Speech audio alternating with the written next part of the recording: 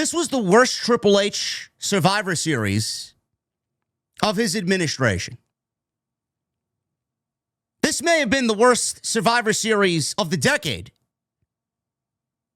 And certainly one of the worst Triple H PLEs maybe that he's ever done.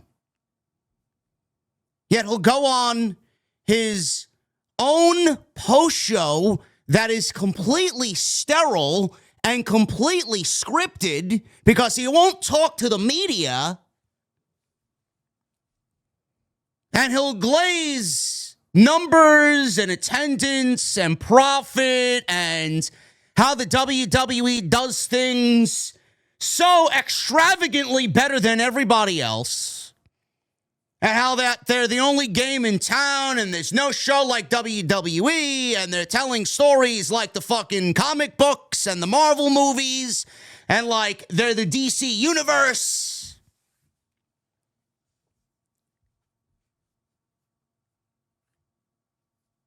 What happened to the Triple H of NXT Black and Gold?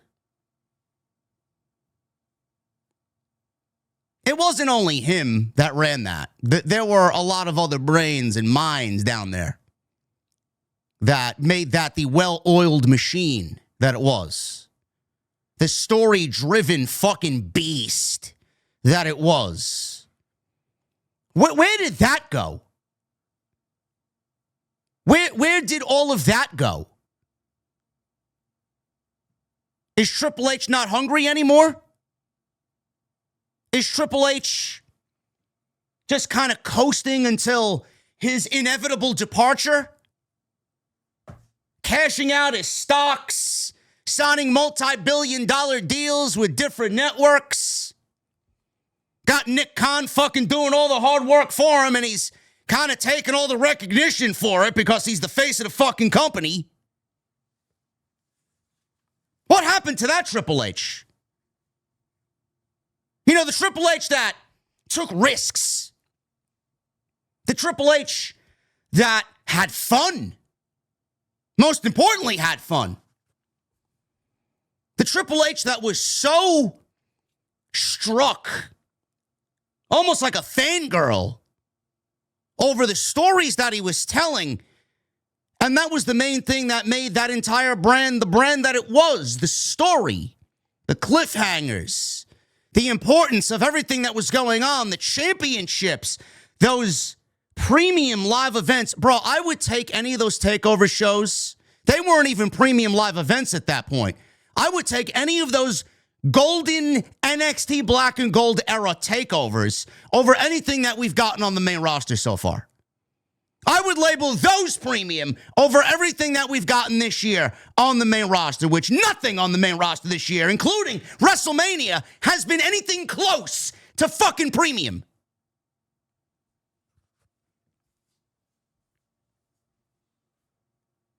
What happened to the Triple H of literally, chat?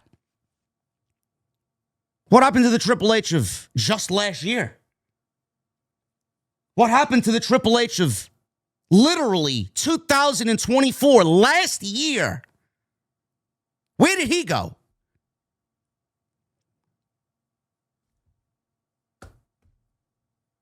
I don't know what to tell you, man.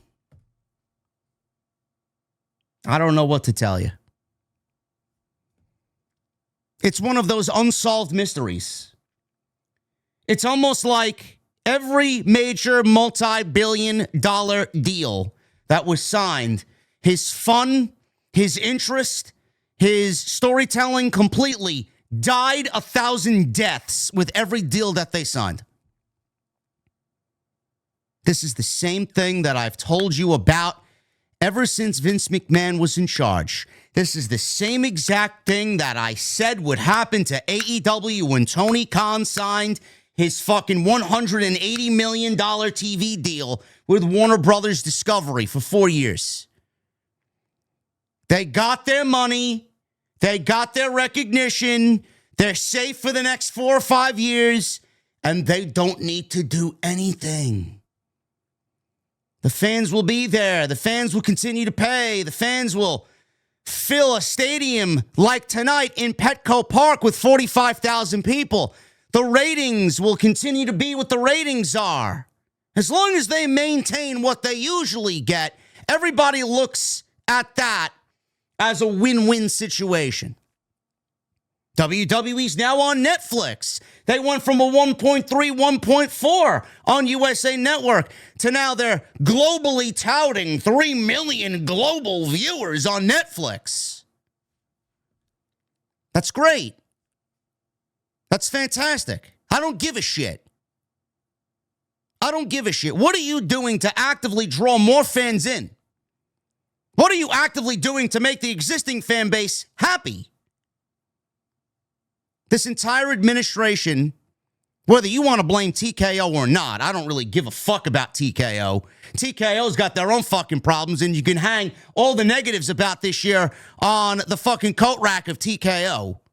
They didn't do the company any good either, except for the financials, which made all the suits and ties a lot more richer and us a lot more frustrated.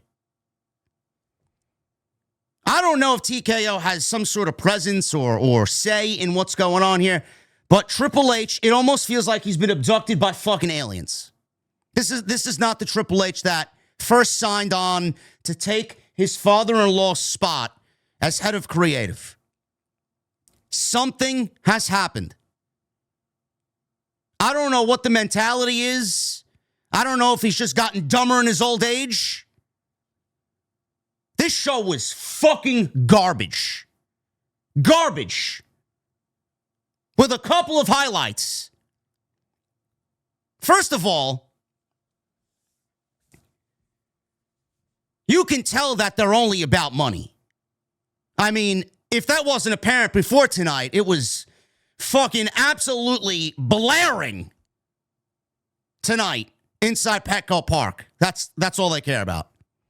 45,000 plus people there, and it sounded like 10. Whose great idea was it to have a Survivor Series in an open-air stadium?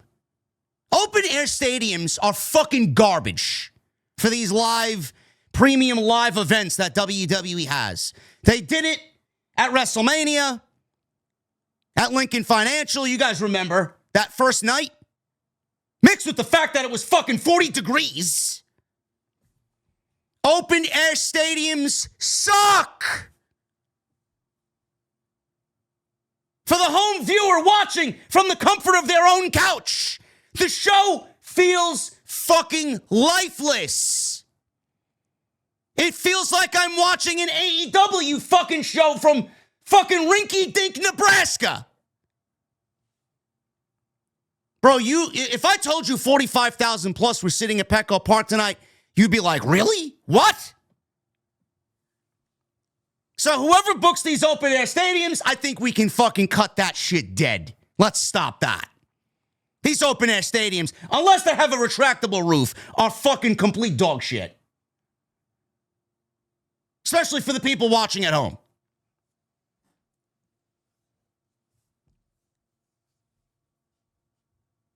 Secondly, what is with these 4-match PLEs? Granted, WWE had Cody Rhodes, Roman Reigns, CM Punk, Brock Lesnar, Logan Paul in one match. The Usos, Jay and Jimmy, Braun Breaker, Bronson Reed, Drew McIntyre. WWE had loaded their main event up with 10 of their biggest stars in the entire company. And I'll get to what I liked about the men's War Games match and what I didn't like about the men's War Games match. I actually had fun with the men's War Games match.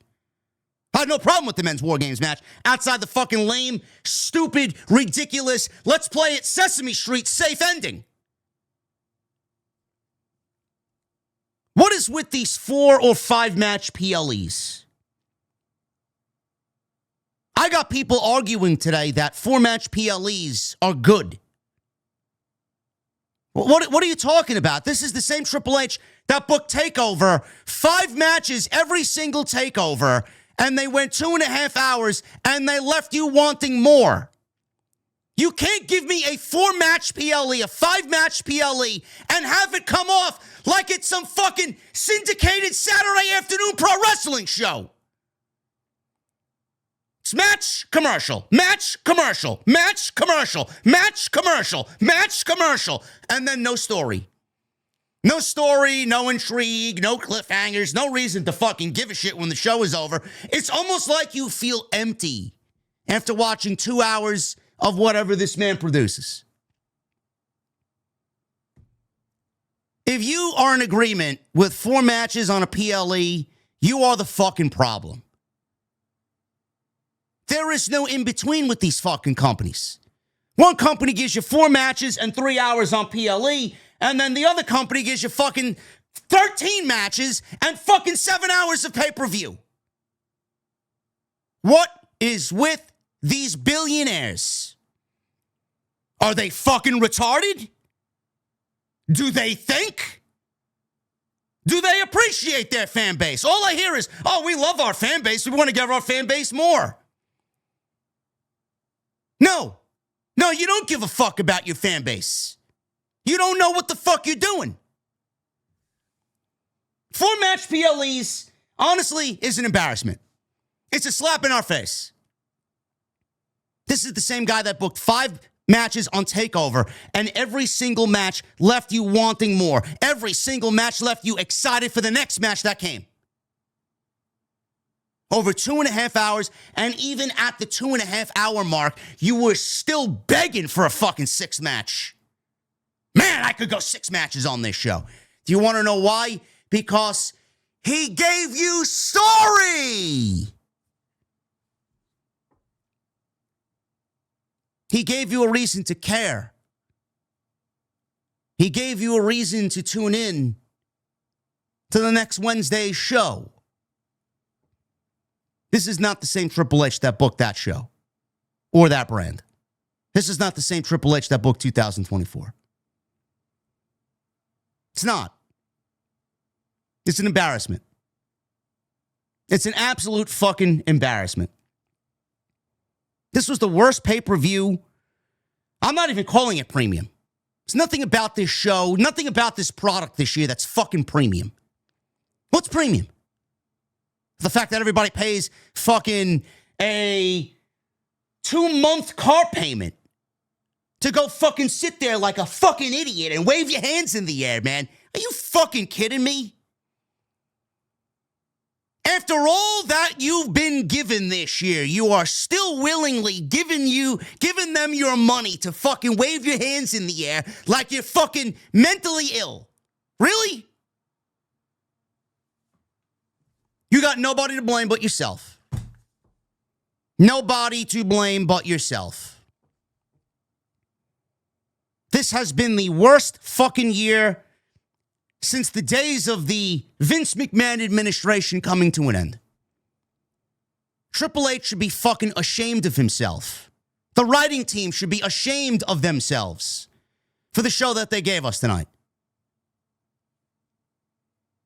I genuinely don't understand how anybody is fulfilled leaving that venue.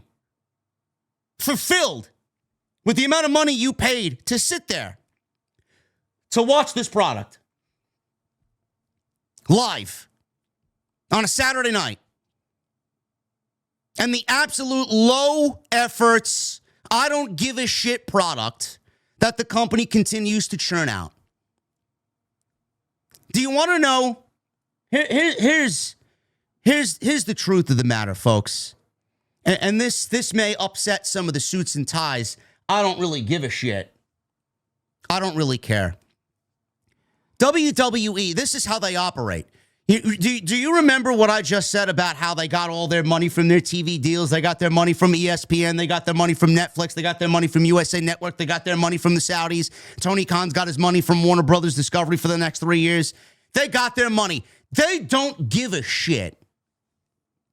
They don't give a shit.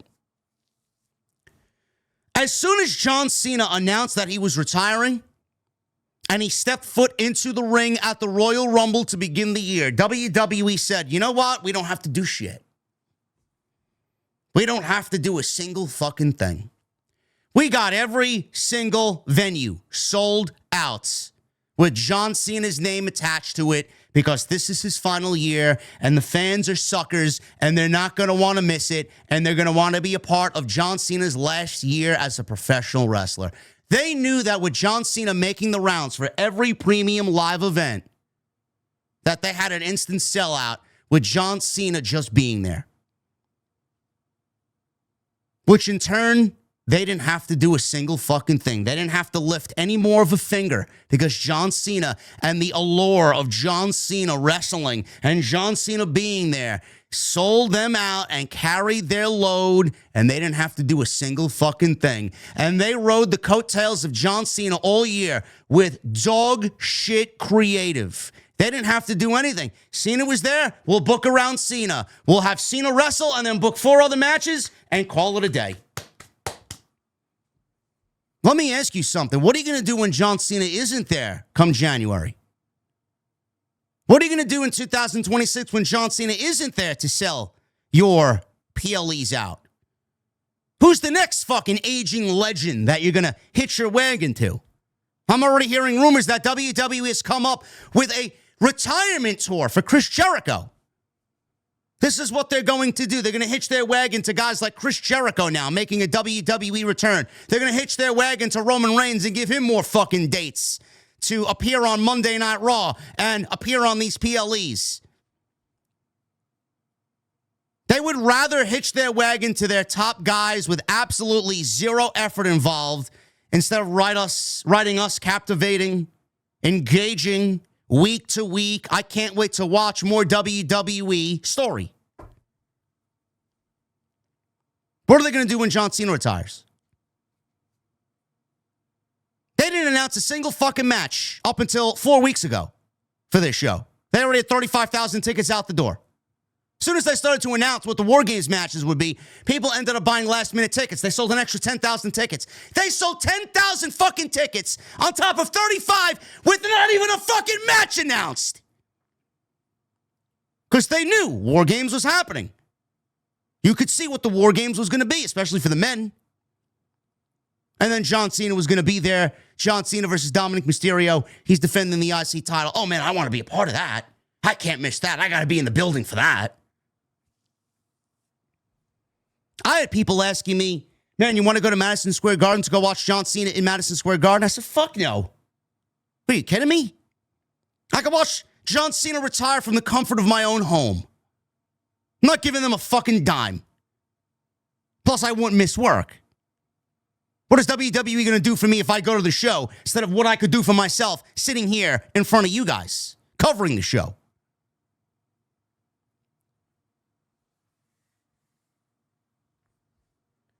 Survivor Series was fucking absolutely a disappointment in every sense of the word.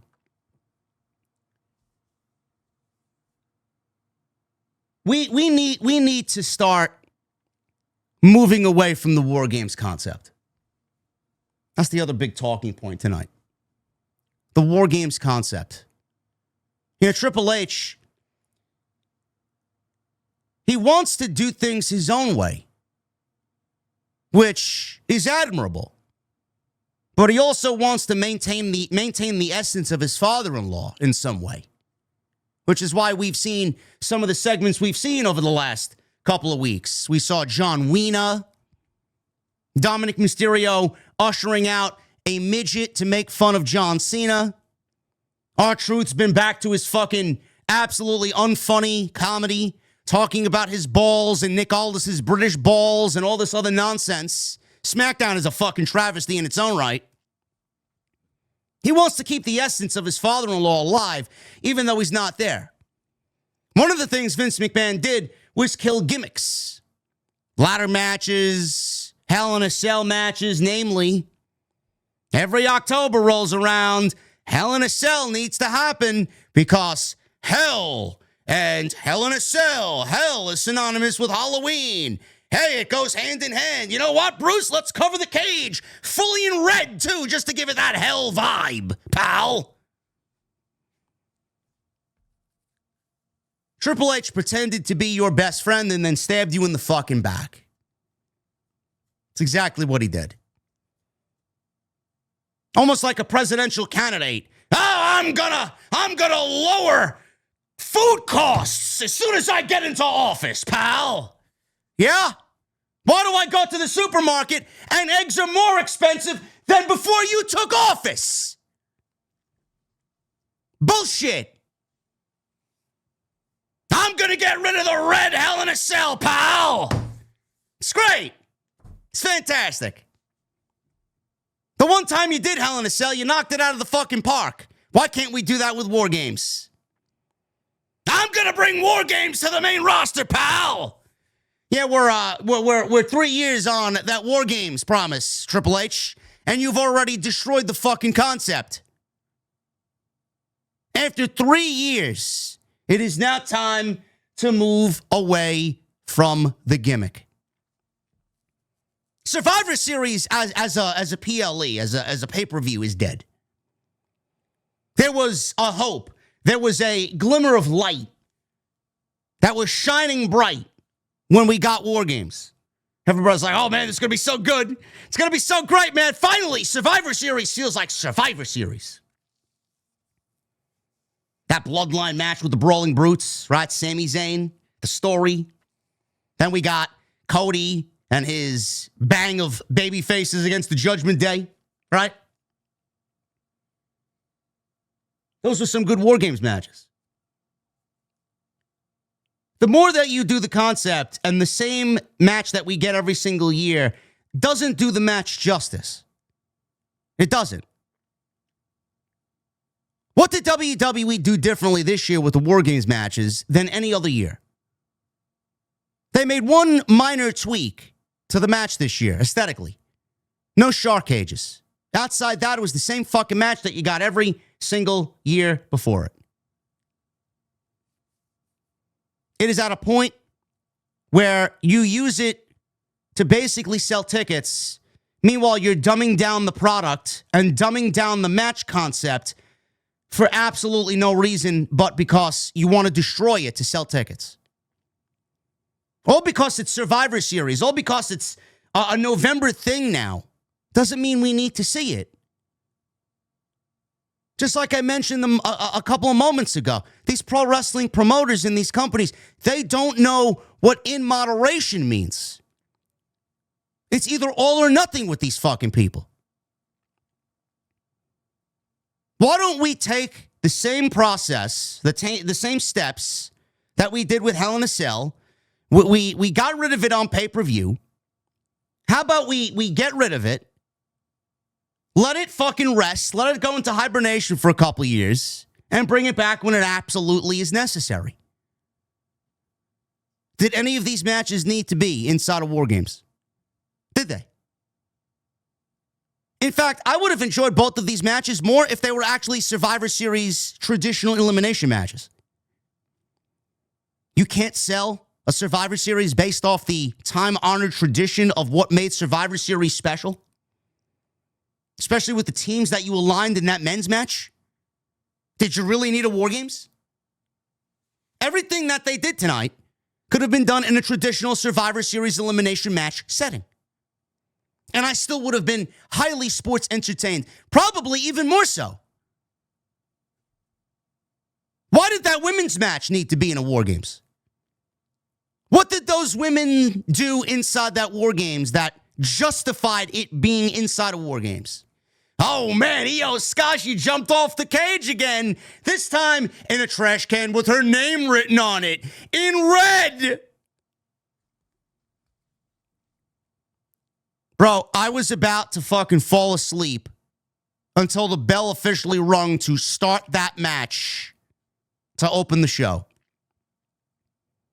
None of those women belonged inside of War Games. Everything that was going on there could have played out in a 5-on-5 elimination match. How do you look at that and then say, yeah, Bruce, we did a good job? I saw some people comparing it to last year. Do you really want to compare it to last year, which was easily the worst women's War Games match that they've ever done? Man, you guys are really setting a low bar there. That match was fucking terrible. This year was no better. You couldn't get any worse than last year, but that doesn't make this year's good. This match was terrible. What happened in that match that constitutes war? Oh man, they brought in, Rhea Ripley brought in a kendo stick wrapped in black tape. There was no blood. There was no physicality. Nia Jax looks like the abominable fucking snowman out there. What is she doing? Who thought this match was good?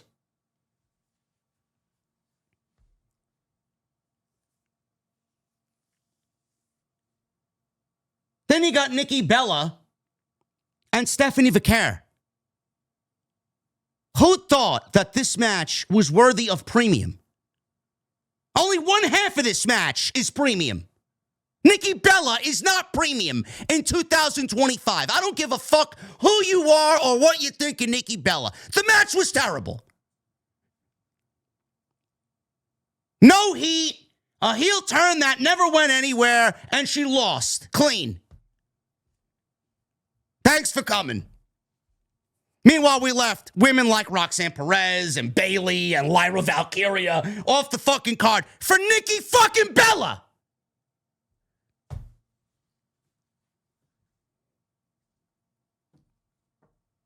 How anybody looked at this and said, yeah, let's put this on the fucking show.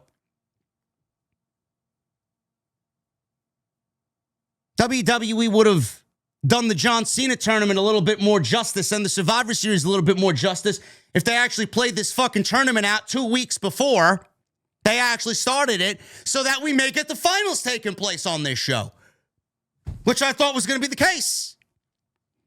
That would leave 2 weeks of build for the challenger and John Cena to build some sort of program together. Now, but what do I know? What do I know? Women's War Games was fucking terrible. Absolutely as uneventful as they come. Nikki Bella versus Stephanie Vicaire. I mean, you'd be lucky to get away with that being a main event match on YouTube. Or on Hulu. Or wherever the fuck they're airing that show. Speed. Should have ended in about 3 minutes. Nobody gave a shit. John Cena and Dominic Mysterio. They actually delivered a match worthy of Survivor Series. Had all the bells and whistles, all the smoke and mirrors. Had a great spot, injury spot that was faked out by Dominic Mysterio. Judgment Day was out there. Roxanne Perez and Raquel Rodriguez, they got their shots in on John Cena. Liv Morgan came back and returned to help John Cena lose to Dominic. She helped Dominic Mysterio win the Intercontinental Championship back for a second time. Something that was actually newsworthy. And something that I enjoyed. Then we got the Men's War Games. Outside of the previous War Games matches, which honestly nothing really stood out about any one of them, 2 of the 3 War Games before this year, they had one aspect of story. One. Everybody was looking at last year's with Punk and Roman. With Punk aligning himself with Roman Reigns in the bloodline. And that favor, which was born from that sit-down meeting. Well, I'll do this for Paul Heyman. I'm doing this for you, Heyman, not for Roman. But you owe me a favor now. Does anybody remember how that show went off the air? Does anybody remember how that show went off the air? You're all fucking up in arms about how this one ended. Do you remember what happened last year?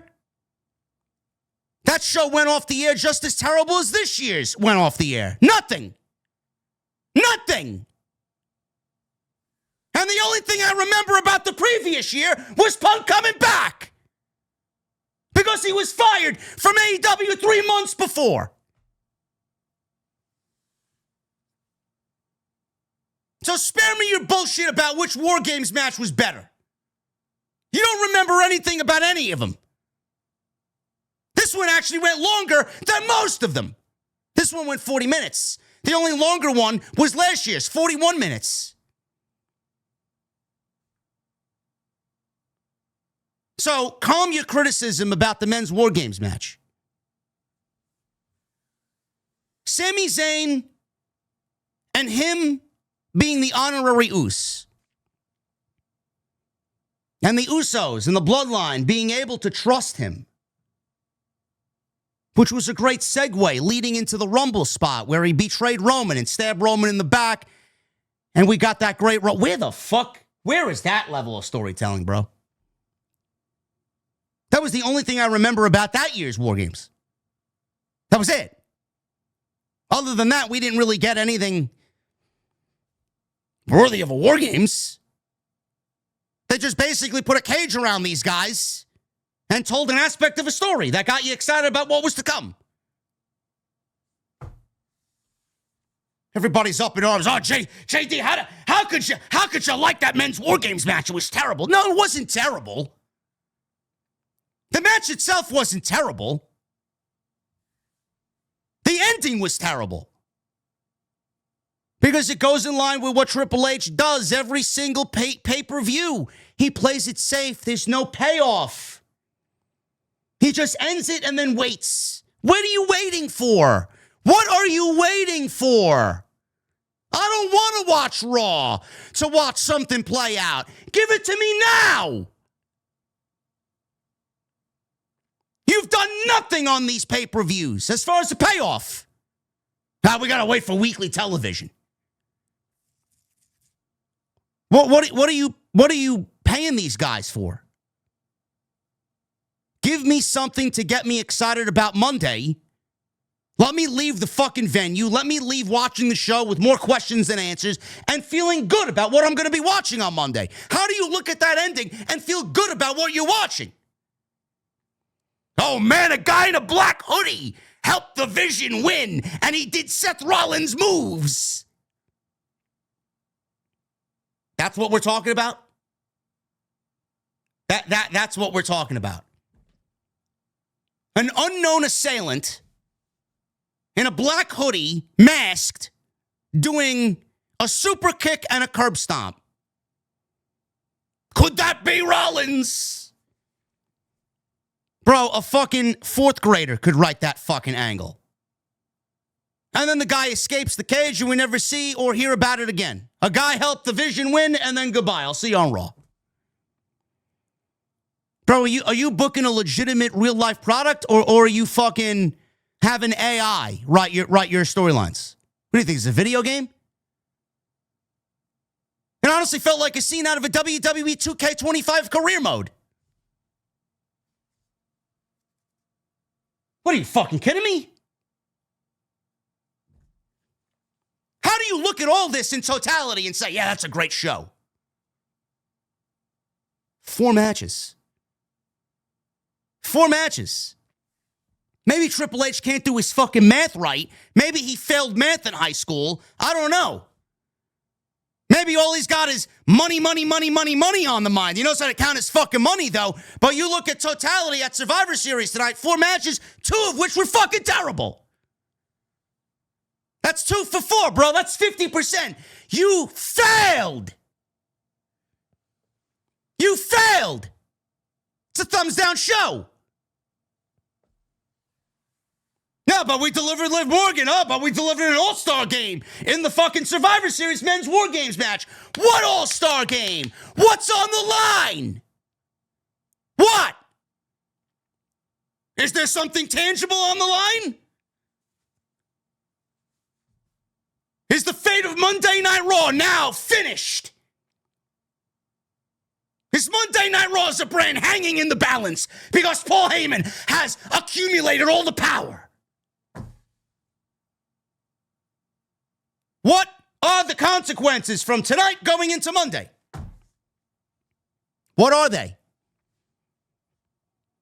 There's nothing on the line. There's nothing about the Vision that's immediately feeling like a threat on Monday night. We'll probably get fucking Usos versus Breakker and Bronson Reed again on Monday. The fuck are you talking about?